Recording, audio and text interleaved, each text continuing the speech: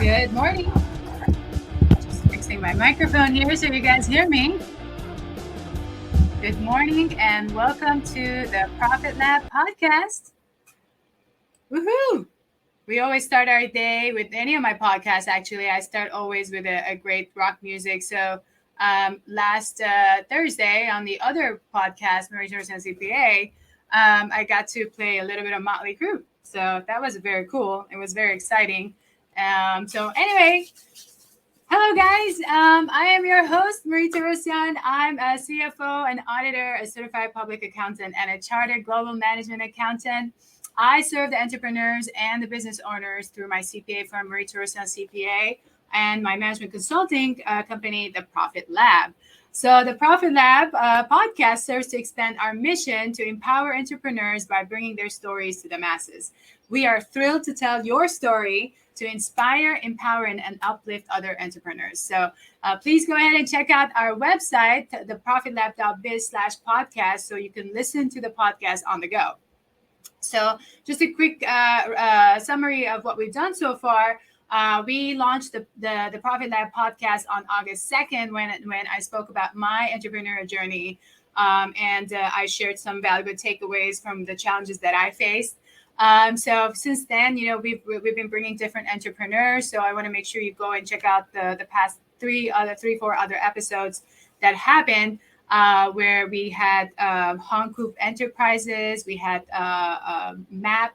Hip Maps, and also to the Bay Payments. So we are bringing great entrepreneurs to you.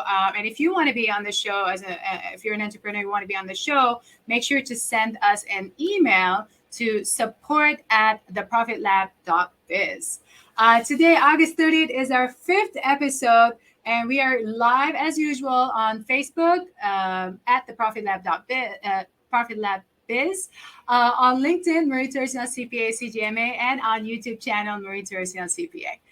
So make sure to subscribe, follow, like, and share the podcast so that other people can enjoy the conversations and learn from those stories. So with that, my guest today is someone very special, and I actually alluded to him, joining me on an interview when I was talking about my journey. This gentleman is someone that has become a great friend for me, and I've learned so much from him. So I can't wait for this interview to happen. I'm so excited. So with that, I want to introduce to you Maurice Gabriel Alexander, founder and CEO of the Revenue Sage. He is a sales and marketing executive for over 20 years. He's been building powerful sales strategies and developing successful teams that utilize emerging technologies and cutting-edge systems to drive revenue and product results. Maurice has structured mission-critical sales processes and trained sales leaders for BMW, Audi, IBM, Wells Fargo, Bank of America, and Cerberus Capital. And so he has enjoyed empowering good sales teams and leading them to become great sales teams, as small as 5 and as large as 200. So with that, Maurice, welcome. Hey, Marie. To the Profit Lab podcast. You got me all tumbled up there. Listen, I was all excited too. I was like, man, who are we waiting for? Who's this special person? Let's go. Let's do this. Hey, I really appreciate being on your podcast. As I was mentioning earlier, I'm not a podcast type person, not because I just literally don't have the time, and I have to be very selective with who and how I hop on. So, but I really appreciate it. And I was almost, I almost started crying when you asked me, but I appreciate it very much. Thank you. Yes, we have a very, I think, special friendship. We go back, several years. It's funny because where we met is kind of where I, really started to understand and internalize that love for entrepreneurship, right? Being surrounded by so many entrepreneurs, as most of the members were at the chamber, right? And so that's really where I fell in love. Prior to that, not that I hadn't been an entrepreneur, I've always been an entrepreneur.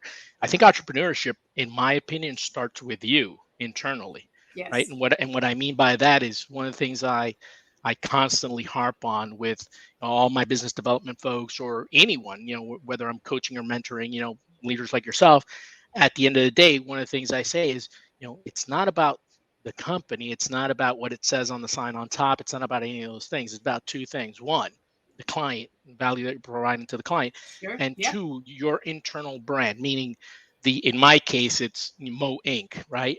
Maurice Inc. Yes. It is. I work for myself as an entrepreneur. Absolutely. Whether I have, a sign above me that says IBM or whatever the case is, I am still responsible and accountable for myself and my production and my success, right, out there. Yes. And so that's what drives me. And I think that's the very first thing that you have to recognize as an entrepreneur. If you can feel comfortable with, it's my, I, I'm the company, I'm the brand, then it all starts from there. You have probably maybe 50% of the battle won as far as being an entrepreneur. The other 50%, I got to be honest with you, it's going to be bloody and it's going to be messy, but it's well worth it, right? And so it is what it is. You got to get in there. I tell folks, being an entrepreneur, just like in sales, it's a full contact sport. You're going to get hit a It's couple a full times. It contact. is. It's full contact. So, and that's probably why you take, I know. the taekwondo and all that, right? I know. That's full contact. And It I tell is. folks it is, being an entrepreneur, being in sales, it's full contact. You're going to get hit a couple times. You got to be able to Oh take those yeah. licks, and Oh yeah. and lick them off and keep going. The match isn't over, the fight isn't over, whatever the case is, right? So it's full contact. It's you don't sit on the sidelines. You cannot be an entrepreneur as sitting on the Absolutely. sidelines, right? And looking at the playbook and all those things and kind of directing folks. That's not being an entrepreneur. It's getting out there and you know getting a lick in and or taking a lick. So it is what it is. So but I'm glad I'm on the podcast, especially when you told me the topic is to empower entrepreneurs. That's kind of what I do, and part of where my passion is at, right, empowering entrepreneurs and helping them. And so Yeah. here we are. So cool. I'm And here happy we to are. talk to you, Marie. I know you probably have tons of questions for me. I know you always I'm do, and ready. I love it because I don't mind sharing with you and your listeners, Awesome. obviously. Cool. Awesome. So Awesome. where do And we yeah, begin?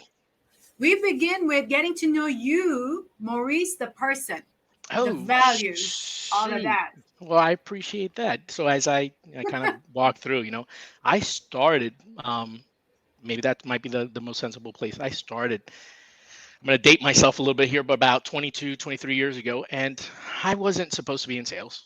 That wasn't my, I was supposed to be like Sounds you in like me. in finance. Exactly. I actually made it pretty, made a pretty decent living and made it on Wall Street. I was called, the golden boy. I mean, there's several things, right? They even nicknamed me Mo Money, and I mean, it's phenomenal. It was a great feeling. And one of my mentors, just pushed me out and said, "Hey, listen, I have it took me from behind the desk, if you will, and Hmm. and doing the actual work, and said, listen, your personality, and all this stuff. I mean, you have all the makings of what. And I took heart to that, and I took that to heart. And, I kind of dug in a little bit more into psychology, right? Mm, Because a lot of things that we were doing has to do with true. True. psychology of the buyer and all those things, right?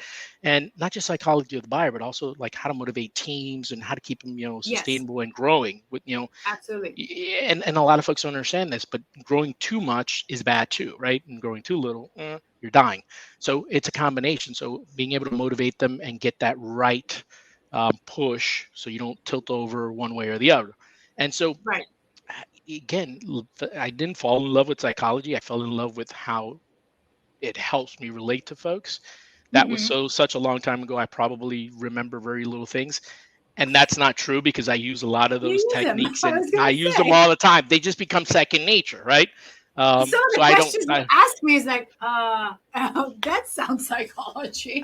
It is, and so but you bring those learnings and those lessons, and as they pushed me out into sales, I was a little bit hesitant, but I think that and that I know, confirmed by Mark Cuban, right? We all know who Mark Cuban Hmm. is, Yes. billionaire, owner of the Houston Mavericks and the basketball team and all that stuff. And he's on the Shark Tank and all that stuff. And it's Yes. funny Yes. because about a week ago, I saw an Instagram post where he's talking about, as an entrepreneur, what's the most important skill, and he flat out said, listen, selling Selling is the one thing as an entrepreneur that you must be. You need to know. Wow, that makes sense. You kind of have to have Yes, some clients, new clients, new blood, and all that stuff. And so absolutely. I learned that very early on. Selling is, and again, some people, selling or sales, is a very bad word, right? It's Right, right, because they've been approached or been mismanaged or almost neglected by sales folks that they've dealt with in the past, right? right. Professionals don't do that. Professional sales folks, are it's more about you than them. True. That's the hallmark of a real professional salesperson, right?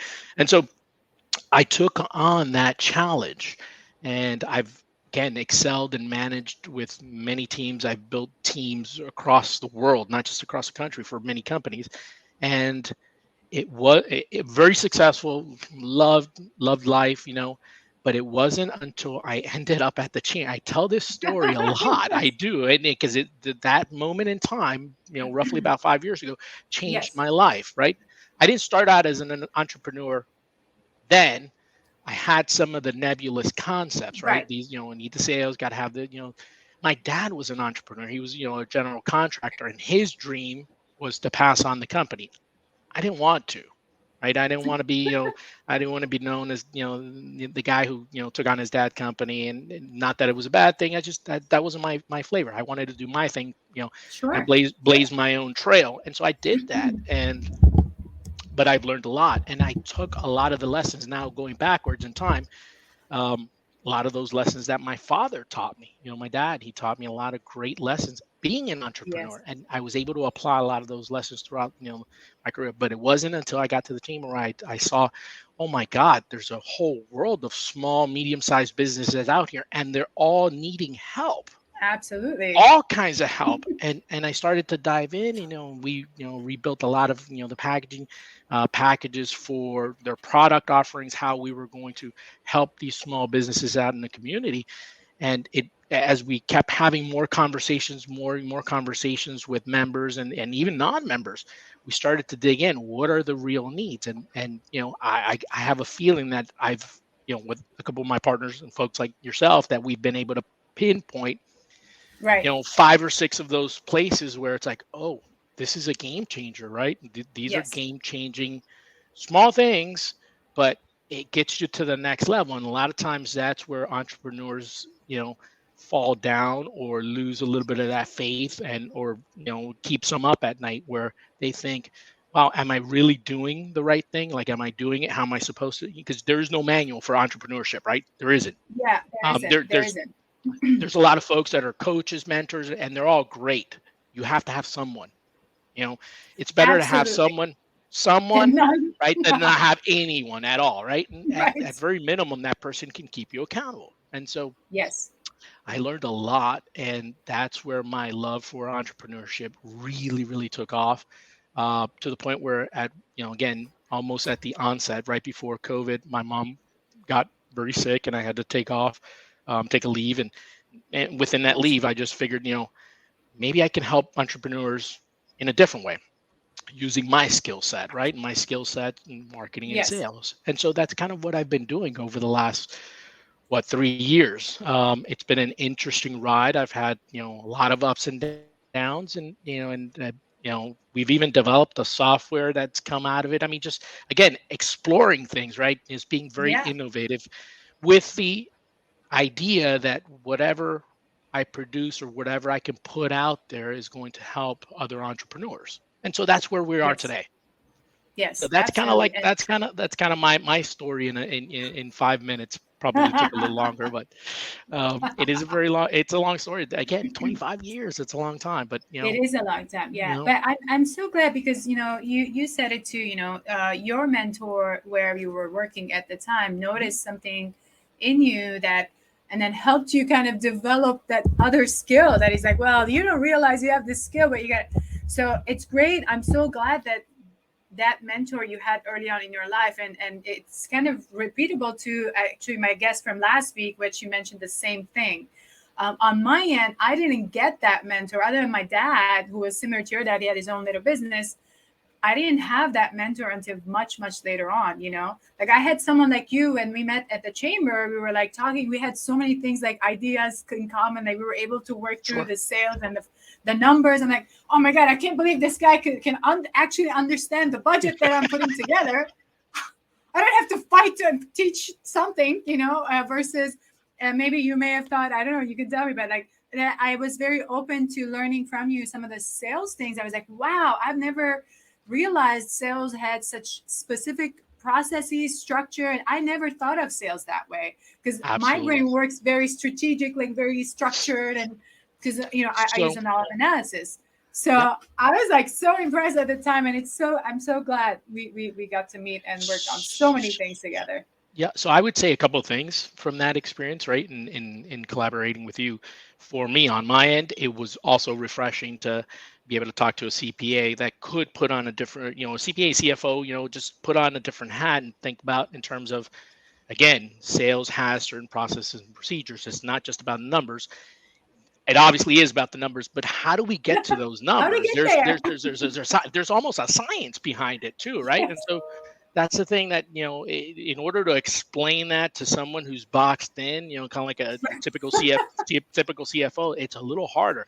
But the conversation flowed. You understood. Okay, so there's inflows from here, and this is kind of how things happen, right? And what's refreshing is that again, it wasn't a full hard press on. I had to almost train you. No, it flowed, and that might have opened, right? Might have opened a little bit of like, wait, if there's a process, if there's procedures, just like there right, is in accounting and finance and all this exactly, stuff, it's replicatable, it's duplicatable. right, You just right, have to have the right formulas in the right cells, and then right, you're done. That's the thing with sales in a way, right? A lot of it is replicatable, it's duplicatable, and again, if you have the right formula, you're done. You just have to rinse, wash, and repeat, whether you're adding a new product, whatever the case is. Understanding your obviously your target audience and your client is of utmost absolutely, important. That's the value that you bring. But the process itself on how to acquire a client, or just walking them down that, what folks call that funnel, um, is always going to be the same, more or less, right? It could change here, but if you have it down to a science, a formula, then I can now put in front of you, a CFO, or even an investor, financials, right, solid financials with forecasts that I know I'm comfortable. Hey, we're going to hit these numbers, right? And so yes, that yes, that at the end of the day, right? What you and I put down on paper means nothing if they're not achievable and they're not right. realistic, or what. So that's where the magic happens, I think. So that for us, on my end, that was great, and that you were able to capture and, again, interpret a lot of those things. Help me interpret that with the board and say, okay, this is where we're moving in this direction. It really was. It's refreshing. A lot of times um, you have to fight, folks, when it's Yes, something new. You do. And believe it or not, even at some of the bigger companies, right, Fortune 1000 and 500s, they know there are processes and procedures. Now not so much, right? Because here's one thing that I've noticed in the last, yeah, I would say maybe 6-7 years, hmm, with technology moving so fast, sales has become a lot more data driven. And so yes, data is numbers, right? And so you yes, you fall back on someone like myself who understands the processes and the procedures and everything else, but also understands the number and can interpret the data. yes, I see the formula and I can replicate formulas very easily. I mean, it's almost like I have a cheat code when I use the data. And a lot of companies are now starting to get smarter about the data, using the data, right, using technology, using CRMs and things like that to automate, but yes, not just also automate their process so it saves time, but also they're doing it to be more precise, right? right. Because Precise, they like, can understand behavior too from those automations. There's so much you uh, can learn. Which one did they click? Which one should which be following up with another automation? There's just absolutely, so much abs- information in there on the buyer's behavior inside of the CRM if they're using it correctly. if they're using it right. And so, and if you have a little more, sophisticated CRM that has some triggers and things like that. That's off, Right. based off of, machine learning or AI or both. That's one step that you don't have to do because you've kind of pre-programmed. If this happens and this happens, and it reads, some of the psychological behavior, and it also learns. And so now your complete process that's systematized, flows, and it's frictionless. I wouldn't say completely frictionless, but a lot less frictionless, right? And so that's important. Getting to the prospects or the folks, your potential clients, future clients, the right information at the right time in their tone that they're going to understand, right? Because True. not everyone, as you and I know, when we're dealing with folks, there's so many different personalities, right? But True. for example, just in the learning personality, right? Um, we talk about our kids all the time. Like my daughter's a lot more visual, um, as opposed to someone who's more auditory or whatever the case is, right? There's True. learning True. styles, and there's Same. personalities on how you take in information, disc profiles, things like all those things kind of can be built into and coalesced into a system. And if your CRM or your process, right, your sales process that you've implemented, whether it's through a CRM or a live person assistant, whatever the case is, whatever that Right. process is, you input that line of formula or code. Oh my God, it makes life a little easier for you because again, you're hitting, you're giving your future client the right information at the right time that they're Right. searching for, they're looking for, I mean, they're needing at this moment in time. That makes you 10 times more valuable, right? Absolutely. Not that I was, suggested by the 10x behind you or anything like that, but it makes you 10 times more valuable. But it's wonderful, when you can help and accelerate that, right? You create pipeline velocity. I mean, just things get better.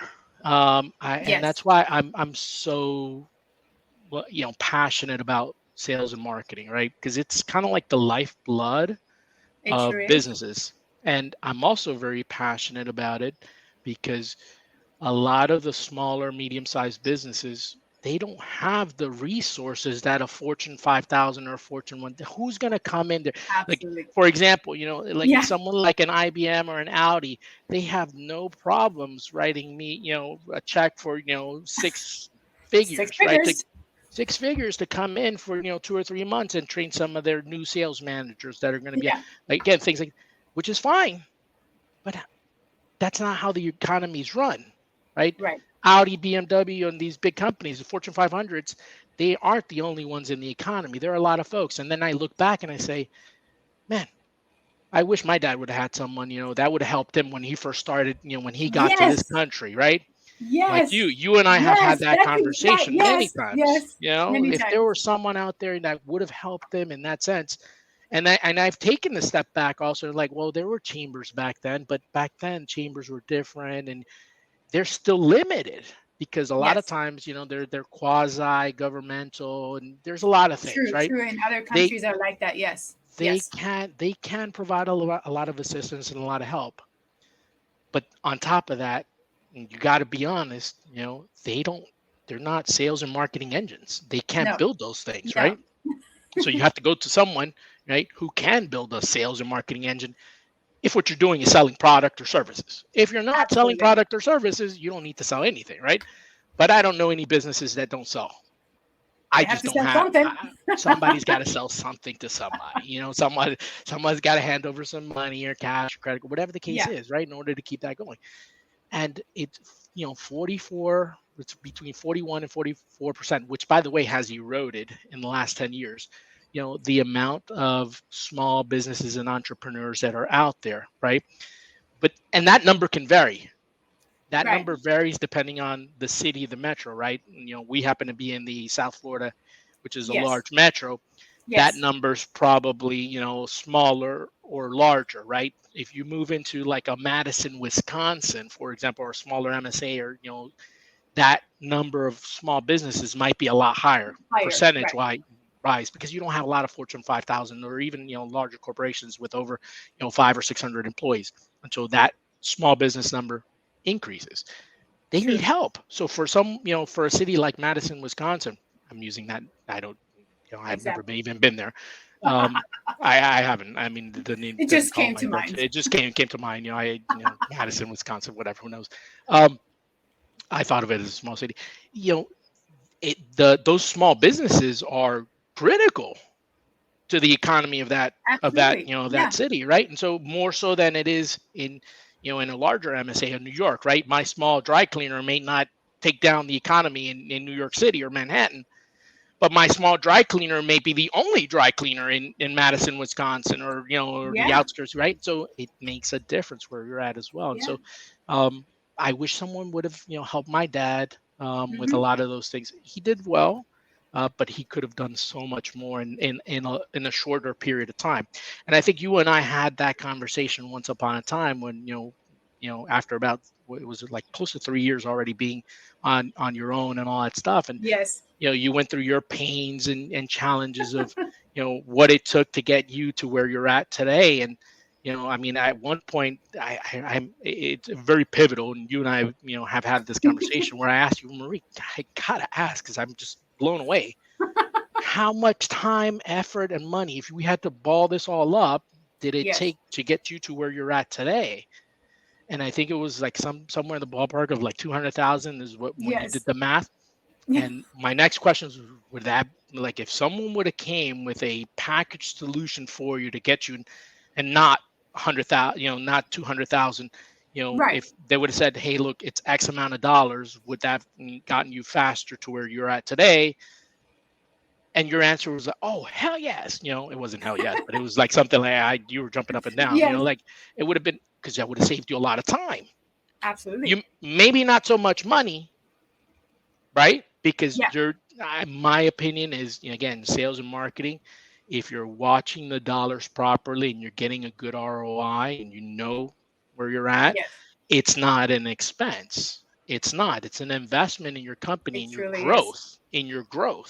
Yes. The growth of your company. You cannot grow your company without investing in it in the sales and marketing. It just doesn't happen. I'm sorry. That Yeah. any entrepreneur or any person that thinks that they're going to become an entrepreneur They and need is to going to know do it this. organically, and just no, you got to invest. You're either time, talent, or treasure. You're either going to invest your time, your Right. talent, or your treasure, one of the, or Right. all And three I in a did lot all of three. cases. You did all three. And All but three. that's why you're at where you're at, right? You're in a different space than if you had not. And so that's very important to bring forth, right? Where I see that mentality a lot, some of the smaller businesses, they think that they're going to get it done on their own, and they can, It's but gonna you're going take to a have while. to learn. Yes. Yes. It's going to take you a long time, and you're Yes. going to have to learn. You're going to have to invest. So there's no way around investing. You're either investing in your self-knowledge, learning it, and then lost opportunities, because while you're learning, opportunities are just right. And so it's still an investment. I don't care how you look at it, just slicing it a different It sure way. is. And so that's the reason why we built what we built. It didn't start out that way. It actually started out in exclusively sales, marketing, and coaching, leadership, if you will. And then it kind of moved into, well, there's other places where we can help. And some of those places, if we've done a lot of research, just the digital marketing piece has been so Yes. critical Super for a lot of important. business. I can see This where, day and like, in age. your Oh my God. business, Yep.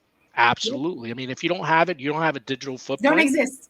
You don't You exist. If don't you're not on exist. Google, you don't exist. I mean, you don't exist. I mean, that's just a reality, right? And what's crazier about it is that as we fast forward, 5 years out in time, Yes. right? The trend, because of, again, the folks, millennials, gens, everyone is going to continue. I just don't see Facebook, Google, or any of these things kind of shrinking. It's Right. not going to happen, right? And so, and as as my daughter gets older, she does a lot more on her phone and her laptop and all those things, right? Yes. Yeah, that's the way of the world, That's the right? trend. Yeah. It was funny because I went to a friend's house, and his mom happened to be visiting there, and she pulled out her checkbook for something. I can't remember what it was, and everyone there almost looked around like, What is that? "What is that? It's a checkbook. We haven't seen a checkbook in ages." And then it was funny because I was having a conversation with someone else. It was like, as that generation moves on, we may never see checks. No. No, You do business for a lot of other businesses. You're as a CPA, and think about it. You don't see as many checks floating around those, financials. People doing things electronically, right? They hop on their everything electronic. phone. Yep. They can either Venmo, Zelle, Zelle. I mean, just Venmo, wires, ACHs. I was getting a haircut the other day, and the gentleman in the chair next to me gets up and says, "Okay, well, how much was it?" And the gentleman says, "Oh, it was $30, and says, "Okay, cool." Pulls out his phone and says, Yep. I'm gonna send you some money." And the guy, without blinking, says, "Yeah." And he turns around and says, "I just," to me, as if I was listening. I was, but I wasn't listening like intently. I was just listening to everybody, all the everything and going on. But he says, because it was a message for me, he says, "I just don't really have a need to carry a wallet or or cash or anything. I can do everything on my Yeah. phone." I'm like, Yes, interesting. that's the new generation. They That's don't the carry new anything. generation. And so Yes, everything is on the phone. when they want to find something, On the phone. they on the phone. Yeah, I'm going to go out to eat. I'm going to hop on Yelp or Google, or right. I'm on my phone or I'm on my computer, whatever the case is, right during the day. Just again, so if you don't have that digital presence, and it doesn't have to be the largest, but you have to have some. And Right. if depending on your business, there are areas that are more critical and there are areas that are more efficient, right? Right. So for some industries, content is king, Yes. and putting out a lot of content is very valuable. For other areas, content isn't necessarily. It might be SEO or it might be something completely different, right? But it's still in the digital space. Um, Absolutely. a lot of things that folks don't understand, or just they wouldn't. There's a lot of research been done. Email campaigns.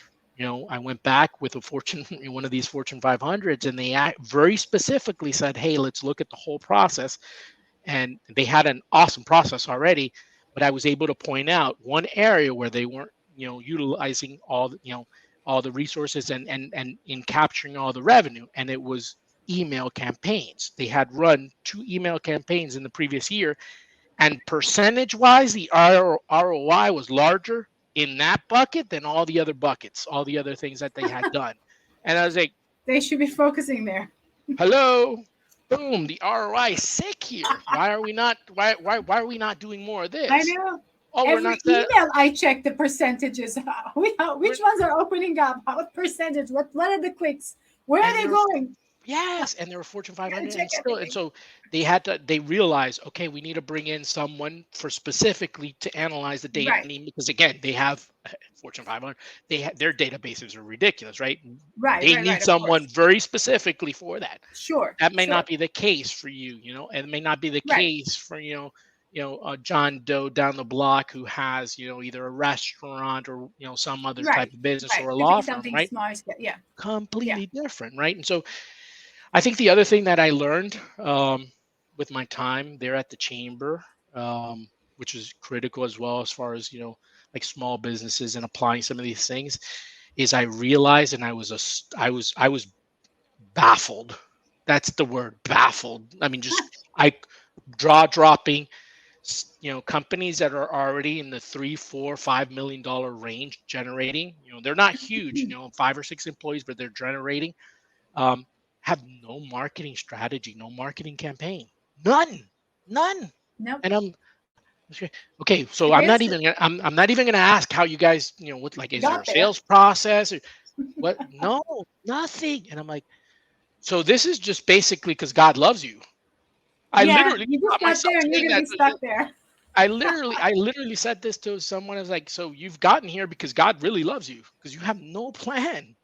How are Yeah. you going to grow? And so sitting with them, which was not technically not part of our space, right? As a chamber, most Right. Right. chambers, Right. we made it part of our SOP and what we're going to do for members. We put together, call them mini marketing campaigns, Mm. so that way they could maximize, with the services or the benefits that they were getting from the chamber, they could maximize their outcome or their revenue.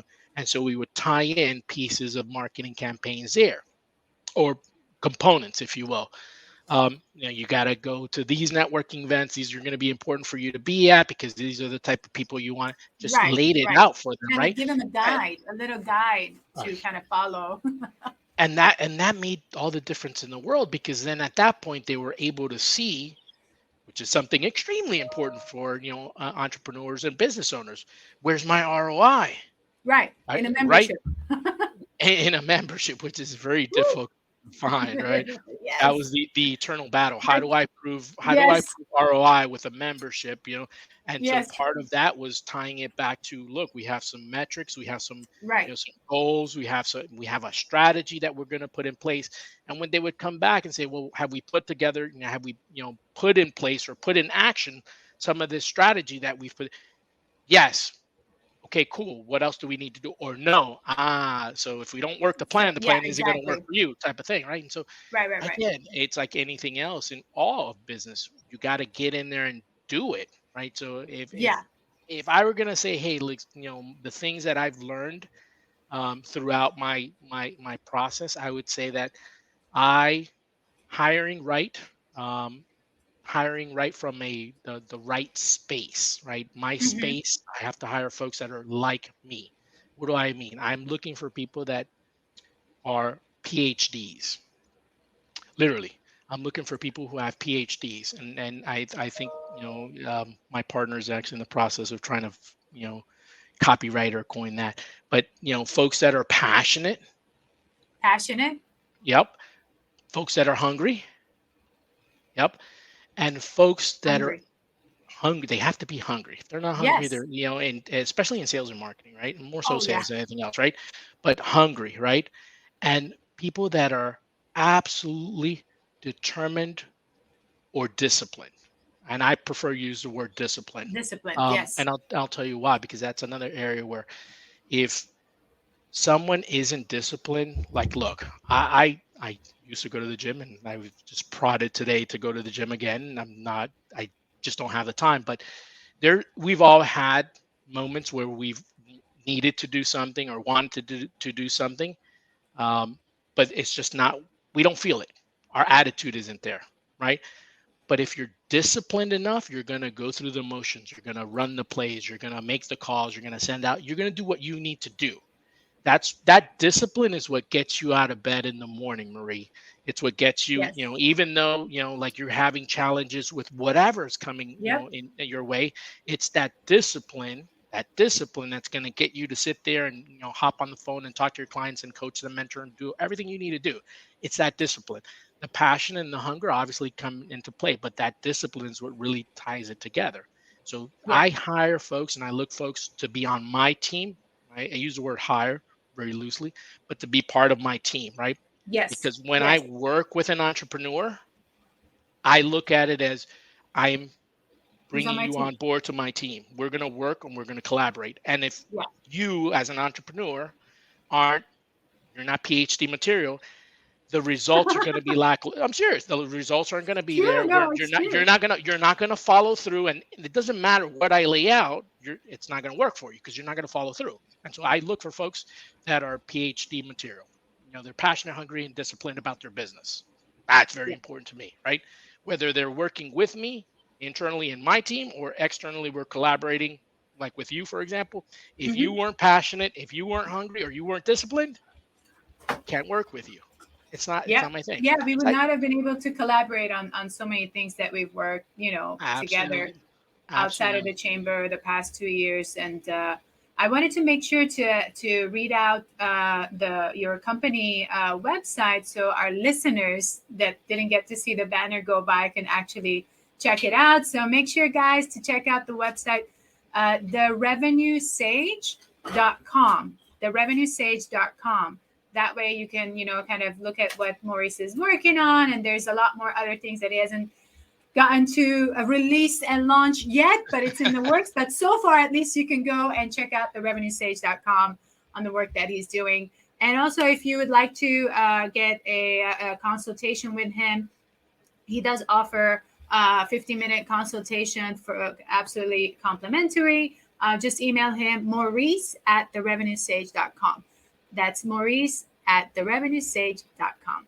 Absolutely. I appreciate that plug, Marie. Yeah, Yeah. anyone who is looking for a consultation, if they believe they have, a PhD, PhD. a PhD I'm for going to their start business. using that term, my Yeah, friend. PhD, you know, then I'm happy to spend 15 minutes. And my questions are they're going to be tough questions, you know, but I'm going to get to the bottom of it within 15 minutes. I'm going to tell you, hey, look, I can help you, or I'm going to point you in the direction where you should Right, go and look for help. Because at the end of the day, right. like I said, my passion is to help small businesses. Uh, that creating that impact. And even if I can't help, that's okay. I'm not meant to help everybody. But if I can point you in the right direction, that's still a way of helping you. And It's so valuable. That's valuable I'm happy. time. Yeah, Absolutely. absolutely. I Absolutely. might be saving you a lot of time, just bouncing around looking for the answer Exactly. where I've already seen it, or I've seen someone else who's already, been through that, and I can just point you there and, save you some time and heartache. I would say the other lesson I've learned, Marie, now that we're talking about that is, again, this just, my father had this saying. He would always walk around, because again, he was a general contractor. He would walk around and say, just, measure twice, cut once, right? Oh, yeah, I've heard that You, term a lot. Yeah. oh my God, he almost beat it into us. Again, being a general contractor, right, he couldn't be off, on measurements or anything. But Yes. he applied it to us, and he applied it in life all the way around. And what, I remember having one conversation with him. I went back, I was like, but Dad, you told me, like, measure twice, cut once. And he looked at me and said, the key there is, at the end, you have to cut. You take action at the end. Yes. And so the Nike, right? Just do it. At the end, we can plan it. We can, lay out But the you got to do it. strategy and everything. Somebody's got to do Exactly. it. We got to, Exactly. take some action. So, and if you can take action, even when it feels uncomfortable, um, you're still going to be far better off than where you are today, right? Yeah. Especially if you measure twice, right? And when I say Right. measure twice, did you measure the risk properly? Because that's really the only thing as an entrepreneur Yes. I'm concerned about. Did I lose a little bit of money? Probably. I've made some mistakes. I made actually my very first mistake was a $250,000 mistake. Um, and my dad bailed me out. And so, measure twice, cut once, right? I was able to, pay him back, but You it learn was a from that. did I learn? So I did. I learned not, I learned a Yeah. lot, and I came back stronger than that. My next move, really, I was able to make that back and add a little on top. So I learned. It was a $250,000 lesson, right? And so, Yes. but I had to do it. Had I Yes. not done it, I wouldn't have learned. Right. Right. That lesson could have cost me $2 or $3 million down the road. Absolutely. It Absolutely. could Yes. have, had I not learned the $250,000 one. So Absolutely. lessons, sometimes they're costly, and that's okay, but they're still lessons. They could be saving you from something else in the future, right? Um, so, but doing it just as an entrepreneur, I think that if you don't do it, you just can't even be called an entrepreneur. That's what Yes. separates an entrepreneur from other folks, right? The fact that they can actually take the action, do it, move forward. Otherwise, Yes. you're just like everybody else. You're a wannabe. And there's a lot of wannabes out there, A and lot of wannabes. it's not a bad thing. It's not a bad thing. I would say, but that wannabes aren't they don't have PhDs. That's all. Yeah. Yeah. That's really, they're just, wannabe. And so I would say those are some of the lessons I've learned. What other questions do you think I'd be able to answer that would be Yeah, very this was a valuable to really your great listeners? conversation. We didn't have to structure it so much with questions. You've covered Okay. your challenges. Yeah, if you want to give us a little bit on specifically, let's say a little quick snippet on the Revenue Sage itself, like what it was it that it offers and who are the customers that you are looking for. Yeah, absolutely. So the customers that we typically help, again, number one, you have to have a PhD, right? Check Of that course. box off, right? You have a business, you have a business, you have a PhD, then, again, we might be able to help you. We typically help businesses that are looking to enhance uh, their digital Footprint. marketing profile, Hmm. their footprint. We do it Yeah. in different ways. It's not just social media or paid advertising or anything like that. We look at where you're at. Um, holistically in the process. We developed, an actual ICP with you and a marketing plan. So it's not just a half-ass type thing. We work with companies that, in the end, really what they want to do is they want to create a sales engine, a Right. sustainable business model, right?